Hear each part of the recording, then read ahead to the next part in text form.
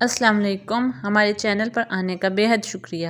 اگر آپ ہمارے چینل پر آنے والے نیو ویڈیوز دیکھنا چاہتے ہیں تو ہمارے چینل کو سبسکرائب کر دیں and don't forget to press the bell icon. اس کے علاوہ ہماری حوصلہ افزائی کے لیے ویڈیو کو لائک اور شیئر کرنا نہ بھولیے گا۔ اپنی رائے کا اظہار آپ کمنٹ باکس میں کر سکتے ہیں۔ چلیں اب بڑھتے ہیں ویڈیو کی جانب۔ ایک اسکول میں ایک استانی نے بچوں سے ٹیسٹ میں پہلی پوزیشن حاصل کرنے والے کو انعام دینے کا وعدہ کیا کہ جو بھی فرسٹ آیا اس کو نئے جوتے ملیں گے۔ ٹیسٹ ہوا، سب نے یکساں نمبر حاصل کیے۔ اب سب کو ایک ایک جوڑا دینا ناممکن تھا، اس لیے استانی نے کہا کہ چلیں قرعہ اندازی کرتے ہیں، جس کا بھی نام آیا اس کو یہ نئے جوتے دیے جائیں گے۔ اور قرعہ اندازی کے لیے سب کو اپنا اپنا نام لکھنے اور ڈبے میں ڈالنے کے لیے کہا۔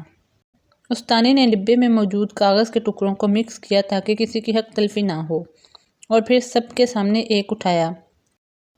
جوں ہی کھلا تو اس پر لکھا تھا وفا عبدالکریم۔ سب نے تالی بجائی۔ وہ اشک بار آنکھوں سے اٹھی اور اپنا انعام وصول کیا، کیونکہ وہ پھٹے پرانے کپڑوں اور جوتوں سے تنگ آ گئی تھی۔ والد کا سایہ سر سے اٹھ گیا تھا اور ماں لاچار تھی، اس لیے جوتوں کا یہ انعام اس کے لیے بہت معنی رکھتا تھا۔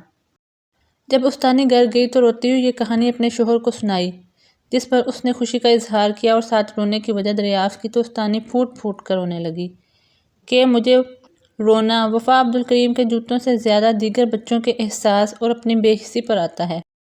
جب میں نے ڈبے میں موجود دیگر کاغذ کے ٹکڑوں کو چیک کیا تو سب نے ایک ہی نام لکھ رکھا تھا، وفا عبدالکریم۔ ان معصوم بچوں کو وفا عبدالکریم کے چہرے پر موجود لاچاری کے درد اور کرب کا احساس ہو گیا، لیکن ہمیں نہیں ہوا، جس کا مجھے بے حد افسوس ہے۔ میرے ایک استاد بتایا کرتے تھے کہ بچوں کے اندر احساس پیدا کرنا اور عملاً سخاوت کا درس دینا سب سے بہترین تربیت ہے۔ ہمارے کئی اسلاف کے بارے میں کتابوں میں موجود ہے کہ وہ خیرات، صدقات اور زکوٰۃ اپنے ہاتھوں سے نہیں دیتے بلکہ بچوں کو دے کر ان سے تقسیم کرواتے تھے۔ جب پوچھا گیا تو یہی وجہ بتائی گئی کہ اس سے بچوں کے اندر بچپن سے ہی اللہ تعالیٰ کی راہ میں خرچ کرنے کی صفت، غریبوں اور لاچاروں کی مدد کرنے کا احساس پیدا ہوتا ہے۔ اس کہانی کے بارے میں کہا جاتا ہے کہ یہ فلسطین کے ایک اسکول کی ہے۔